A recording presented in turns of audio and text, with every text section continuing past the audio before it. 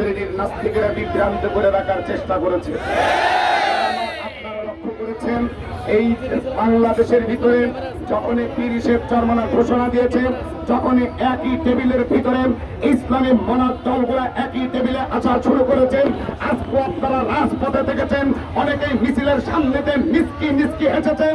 তাই আমার ওই ধরনের নাস্তিকদেরকে আমরা জানিয়ে দিতে চাই, ইসলামের ছায়াতলে ওলামায়ে কেরাম এক প্ল্যাটফর্মে দাঁড়িয়েছে।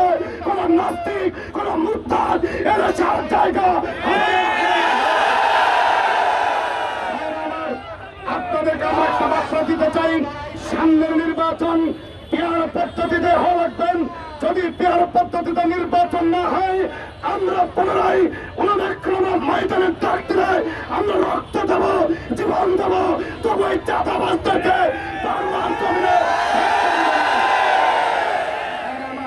আপনারা দেখছেন। কিছুদিন আগে আমি দুই একটা ভিডিও করতে চাই না, তাও দুই একটা করতে হয়। আমার কাছে খুব কষ্ট লেগেছে দুইটা জিনিস, তিনটা জিনিস, একটা বললাম না আর একটা বলি।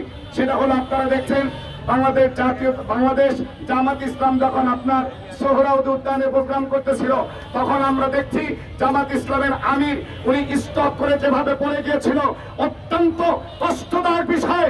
এরপরেও ওর বড় থেকে নিয়ে এক শ্রেণীর নাস্তিক মুদ্রাটা ব্যঙ্গ করে ইউটিউবে ছেড়েছে।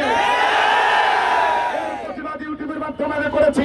দুই নম্বর হলো আপনারা দেখেছেন এক বিয়াদবের বাচ্চা বিয়াদব স্লোগান দিয়েছে, জামাত শিবিরের চামড়া কুত্তা দিয়ে কামড়া। ভাইয়ের আমার, জামাত শিবিরের চামড়া নয়, তোদের চামড়া কুত্তা দিয়ে নয়, বঙ্গোপসাগরে নিক্ষেপ করে। যেই ভাষাগুলা আওয়ামী লীগ ভাষাগুলো উচ্চারণ করে এদেশ থেকে পলায়ন করতে বাধ্য হয়েছে, আমারও পুনরায় গেছে আবার সেই ভাষা উচ্চারণ করতেছে। যারা এই ভাষাগুলো উচ্চারণ করতে চাও ওলামা একরামদের বিরুদ্ধে, তাদেরকে সতর্কবাণী জানিয়ে দিতে চাই। ওলামা একরামরা আজ একটা প্ল্যাটফর্মে দাঁড়িয়ে গেছে।